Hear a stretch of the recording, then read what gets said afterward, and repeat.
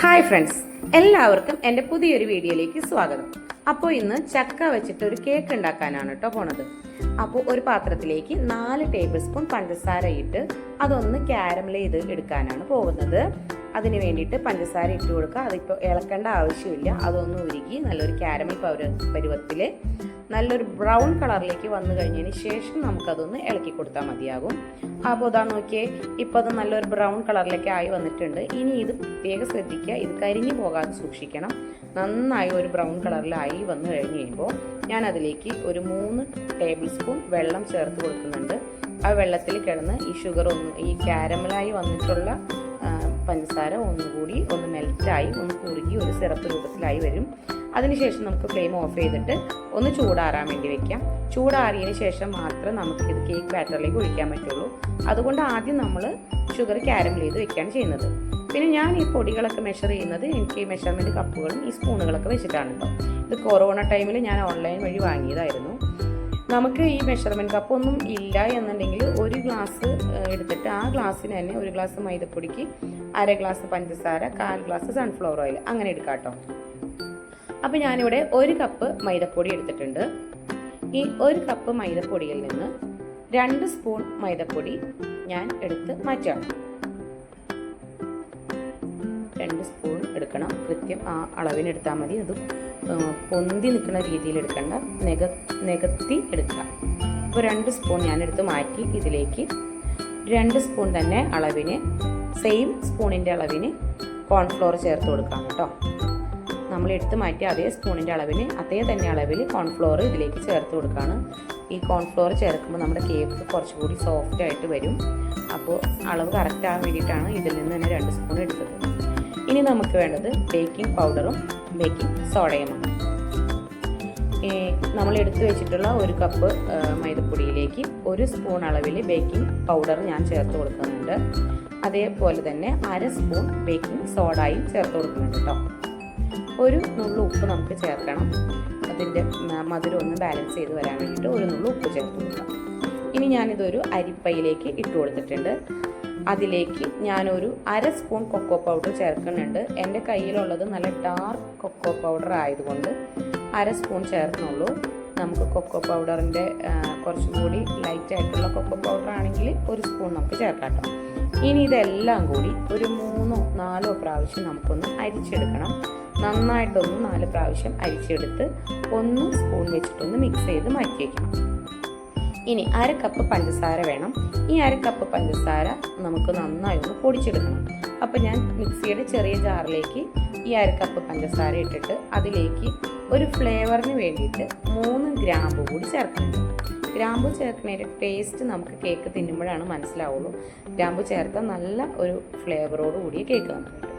അത് പൊടിച്ച് മാറ്റി വെച്ചിട്ടുണ്ട്. ഇനി നമ്മുടെ മെയിൻ ആയിട്ടുള്ള ഇൻഗ്രീഡിയൻറ്റ് ചക്ക. ഒരു 2 ചക്കച്ചോളം ഞാൻ ചെറുതായിട്ട് അരിഞ്ഞിട്ട് ഒരു ബൗളിൽ കുറച്ച് മൈദപ്പൊടി എടുത്ത് അതിലേക്ക് ഒന്ന് മിക്സ് ചെയ്ത് മാറ്റി വെക്കുന്നുണ്ട്. അത് നമുക്ക് ഈ ചക്ക കേക്ക് കഴിക്കുമ്പോൾ ഇടയ്ക്ക് നമുക്ക് ഈ ചക്കയുടെ ഒരു പീസ് കഴിക്കാൻ കിട്ടുമല്ലോ, അതിന് വേണ്ടിയിട്ടാണ് കേട്ടോ. ഇനി ഒരു 8 ചക്കച്ചുളയാണ് കയ്യിലുള്ളത്. ഈ 8 ചക്കച്ചുള ഞാൻ ചെറുതായി അരിഞ്ഞ് മിക്സിയുടെ ജാറിലേക്ക് ഇട്ടിട്ട് ഒന്ന് അരച്ചെടുക്കുകയാണ് കേട്ടോ. 8 ചക്കച്ചോളം എടുത്തതെന്ന് വെച്ചാൽ നല്ല മധുരമുള്ള ചക്കയാണ്. അപ്പോൾ അതുകൊണ്ട് അത്രയും മതി, അല്ലെങ്കിലും അത് മതിയാവും. ഇത് അരച്ച് വരുമ്പോൾ നമുക്ക് ഏകദേശം ഒരു 1/2 കപ്പ് ഈ ചക്ക അരച്ചതിൻ്റെ ഇത് കിട്ടും കേട്ടോ. ഇനി അത് അവിടെ ഇരിക്കട്ടെ. ഞാൻ നല്ല ഡ്രൈ ആയിട്ടുള്ളൊരു ബൗളിലേക്ക് 3 മുട്ട പൊട്ടിച്ചു വയ്ക്കുന്നുണ്ട്. ഈ പാത്രങ്ങളെല്ലാം ഡ്രൈ ആയിരിക്കണം. ഒന്നിലും വെള്ളത്തിൻ്റെ അംശം പാടില്ല കേട്ടോ. അതേപോലെ തന്നെ മുട്ട റൂം ടെമ്പറേച്ചറിലുള്ള മുട്ടയായിരിക്കണം. ഒന്നും ഫ്രിഡ്ജിൽ വെച്ച് തണുപ്പിച്ച സാധനങ്ങളൊന്നും തന്നെ നമ്മൾ കേക്ക് ഉണ്ടാക്കാൻ ഉപയോഗിക്കാൻ പാടില്ല. ഒരു ചെറിയൊരു മിസ്റ്റേക്ക് പറ്റിയാൽ തന്നെ നമ്മുടെ കേക്കിൻ്റെ ഒരു സോഫ്റ്റ്നെസ് ഒക്കെ പോയി ഹാർഡായി കേക്ക് ഫ്ലോപ്പ് ആവും. എനിക്ക് പലതവണ സംഭവിച്ചിട്ടുള്ളതാണ്, അതുകൊണ്ടാണ് ഇത്ര കൃത്യമായിട്ട് പറയുന്നത്. 1 നുള്ളു ഉപ്പ് കൂടി ഈ 3 മുട്ട പൊട്ടിച്ചൊഴിച്ചതിലേക്ക് ഇട്ടിട്ട്, എൻ്റെ കയ്യിൽ ബീറ്റർ ഉള്ളതുകൊണ്ട് ഞാനിത് വെച്ച് ബീറ്റ് ചെയ്യാണ്. ബീറ്റർ ഇല്ലെങ്കിൽ നമുക്ക് മിക്സിയുടെ ജാറിലും ഇത് ചെയ്യാൻ പറ്റും കേട്ടോ. മിക്സിയുടെ ജാറിലൊന്നും കറക്കിയെടുത്താൽ മതി.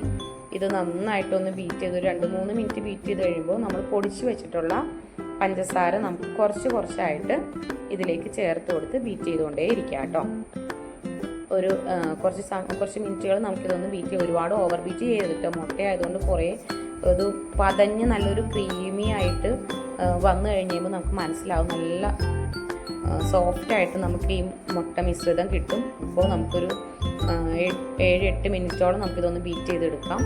നല്ല പതഞ്ഞ് വരുന്നുണ്ട്, നിങ്ങൾക്ക് കാണാൻ പറ്റുമല്ലോ, നല്ല പതഞ്ഞ് നല്ല പൊന്തി വരുന്നുണ്ട് കേട്ടോ സംഭവം.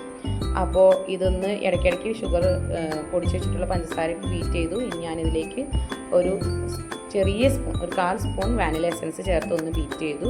പിന്നെ നമ്മൾ എടുത്ത് വെച്ചിട്ടുള്ള ഷുഗർ സിറപ്പും ഇതിലേക്ക് ചേർത്തിട്ടുണ്ട്. ഷുഗർ സിറപ്പ് ചേർത്തിട്ട് ജസ്റ്റ് ഒരു 1 മിനിറ്റ് ഒന്ന് ബീറ്റ് ചെയ്യുകയാണ്. അത് എല്ലായിടത്തേക്കും ആ ഷുഗർ സിറപ്പ് ഒന്ന് മിക്സായി വരട്ടെ.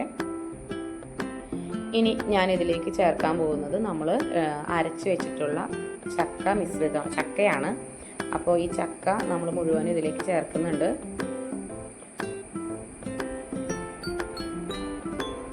ഇത് ചേർത്തതിന് ശേഷം ആദ്യം നമുക്കൊന്ന് ബീറ്റർ ഉപയോഗിക്കാതെ, അതായത് ബീറ്റ് ചെയ്യാതെ നമുക്കൊന്ന് മിക്സ് ചെയ്ത് എടുത്തതിന് ശേഷം ബീറ്റർ ഓണാക്കി ഒന്നുകൂടി ഒരു 1 മിനിറ്റ് ജസ്റ്റ് ഒന്ന് എല്ലായിടത്തേക്കും ഈ ചക്ക അരച്ചത് മിക്സ് ആവാൻ വേണ്ടിയിട്ട് ഒന്ന് ജസ്റ്റ് ബീറ്റ് ചെയ്ത് കൊടുക്കാം. അതിനുശേഷം ലാസ്റ്റ് സൺഫ്ലവർ ഓയിൽ ഒഴിച്ചിട്ട് ജസ്റ്റ് ഒരു അര മിനിറ്റ് മതി, ഒരുപാട് സമയമൊന്നും വേണ്ട കേട്ടോ. സൺഫ്ലവർ ഓയിൽ ഒഴിച്ചാൽ പിന്നെ നമ്മൾ ഒരുപാട് സമയം ബീറ്റ് ചെയ്യാനേ പാടില്ല. ഇനി നമ്മൾ അരിച്ച് വെച്ചിട്ടുള്ള ഡ്രൈ ഇൻഗ്രീഡിയൻസ്, അതായത് പൊടികളെല്ലാം കൂടി കുറച്ചായിട്ട് ഒരു 2 സ്പൂണൊക്കെ വെച്ച് കട്ട കെട്ടാതെ നന്നായിട്ട് മിക്സ് ചെയ്തെടുക്കണം. ഇത് മിക്സ് ചെയ്യുമ്പോൾ ഒരേ സൈഡിലേക്ക് മിക്സ് ചെയ്യുന്നതായിരിക്കും എപ്പോഴും നല്ലത്. പിന്നെ അതിൻ്റെ നമ്മൾ മുട്ട നന്നായിട്ട് നമ്മൾ ക്രീമിയാക്കി എടുത്തത് ഉടഞ്ഞു പോകാത്ത രീതിയിലൊന്ന് സോഫ്റ്റായിട്ട് അതിനോടൊരു ഇത്തിരി മയത്തിൽ പെരുമാറണം നമ്മൾ, എങ്കിൽ മാത്രമാണ്. അല്ലെങ്കിൽ നിർത്തയിട്ട് ഇങ്ങനെ ഇളക്കിയിട്ടുണ്ടെങ്കിൽ അതാകെ അതിൻ്റെ കൺസിസ്റ്റൻസി നമുക്ക് നഷ്ടപ്പെട്ടു പോകും കേട്ടോ. അപ്പോൾ നമ്മൾ ചക്ക നേരത്തെ കുറച്ച് മൈദപ്പൊടിയിൽ മിക്സ് ചെയ്ത് മാറ്റി വെച്ചിട്ടുണ്ടായിരുന്നല്ലോ, അതുകൂടി ഇട്ട് ലാസ്റ്റ് നമ്മുടെ സ്റ്റേജിലേക്ക് കിടക്കുകയാണ്. ഇനി ഇത് നന്നായി ഒന്ന് മിക്സ് ചെയ്ത് മാറ്റി വെച്ചു. അതവിടെ വെക്കുന്ന സമയത്ത് നമുക്കിനി ചെയ്യാനുള്ളതെന്ന് വെച്ചിട്ടുണ്ടെങ്കിൽ നമ്മൾ കേക്ക് ബാറ്റർ ഒഴിക്കാനുള്ള ട്രേ റെഡിയാക്കണം. ആ ട്രേയിൽ നമുക്കിത് വേണമെങ്കിൽ ആദ്യമൊക്കെ ചെയ്ത് മാറ്റി വെക്കാം കേട്ടോ. ഞാൻ കുറച്ച് ഓയിൽ ഒന്ന് സ്പ്രെഡ് ചെയ്ത് കൊടുക്കുന്നുണ്ട് കേട്ടോ. പിന്നെ അതിലേക്കൊരു ബട്ടർ പേപ്പർ വെച്ചിട്ട് ആ ബട്ടർ പേപ്പറിലും ഈ ഓയിൽ ഒന്ന് സ്പ്രെഡ് ചെയ്ത് കൊടുത്തു. പിന്നെ ഞാൻ ഓൾറെഡി അടുപ്പത്ത് ഒരു വലിയ പാത്രത്തിൽ ഒരു ട്രേയും അതിൻ്റെ മീതെ ഒരു നമ്മൾ പാത്രമൊക്കെ മൂടിയും വെച്ചിട്ട് ഒന്ന് പ്രീഹീറ്റ് ചെയ്യാൻ വേണ്ടി വെച്ചിട്ടുണ്ട്. നമ്മളിത് ട്രേയിലേക്ക് ഒഴിക്കണേക്കാൾ മുമ്പായിട്ട് ഒരു 1/4 സ്പൂൺ വിനീഗറിലേക്ക് ഒരു നുള്ളി ബേക്കിംഗ് സോഡ ഒഴിച്ചിട്ട് ഒന്ന് മിക്സ് ചെയ്ത് ഇതിലേക്ക് ഒഴിച്ച് ഒന്ന് മിക്സ് ചെയ്ത് വയ്ക്കുന്നുണ്ട്. ഇനി നമ്മൾ ഇത് ട്രേയിലേക്ക് ഒഴിച്ചു കൊടുക്കാം.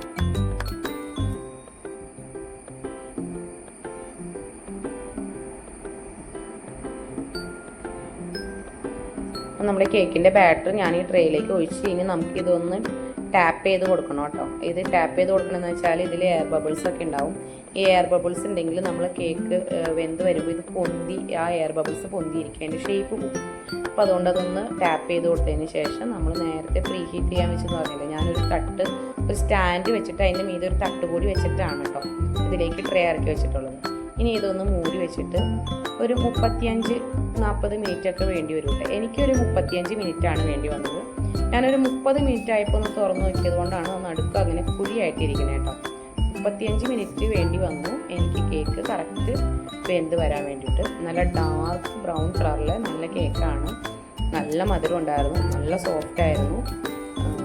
നമുക്ക് ഇത് തുറന്നപ്പോൾ തന്നെ ആ ചക്കയുടെയും ആ കൊക്കോ പൗഡറിൻ്റെയും വാനില എസൻസിൻ്റെയൊക്കെ ഫ്ലേവർ അതിൽ മിക്സ് ആയിട്ടുള്ള നല്ലൊരു മണം നമുക്ക് കിട്ടുന്നുണ്ടായിരുന്നു. അപ്പോൾ കേക്ക് വീട്ടിൽ ഞാൻ മുറിച്ചതേ ഉള്ളൂ, അപ്പോഴത്തേക്കും അത് തീർന്നു പോകും.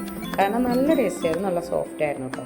നമ്മൾ ക്യാരമൽ ചെയ്ത് ഒഴിച്ചതുകൊണ്ടും കൊക്കോ പൗഡറൊക്കെ ചേർത്തതുകൊണ്ട് തന്നെ നല്ല ബ്രൗൺ കളറിൽ നമുക്ക് കേക്ക് കിട്ടുകയും ചെയ്തു.